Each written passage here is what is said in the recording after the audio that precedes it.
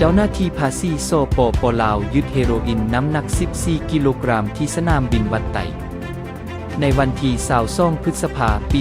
2025 ผ่านมานี้ เจ้าหน้าที่ภาษีแผนกสืบสวนสอบสวน และปราบปรามการค้าขายเถื่อน และเจ้าหน้าที่ภาษีประจำด่านภาษีสากลสนามบินวัดไต่เจ้าหน้าที่ตำรวจกวดคนเข้าออกเมือง และภาคส่วนเอ็กซเรย์ของสนามบินวัดไต่อาคารสากลของสปป.ลาวได้กวดกากระเป๋าเดินทางของคนสัญชาติประเทศบุลการีที่สงสัยว่ามีสารเสพติด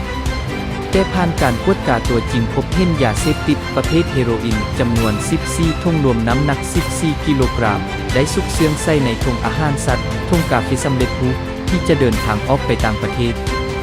ดังนั้นเจ้าหน้าที่จึงได้นำเอาของกลางและผู้ถูกฆ่าดังกล่าวมอบให้เจ้าหน้าที่ตำรวจกรม303กระทรวงป้องกันความสงบเพื่อไปดำเนินการตามขั้นตอนระเบียบกฎหมายในขั้นต่อไปที่มาของข่าว Facebook กระทรวงการเงิน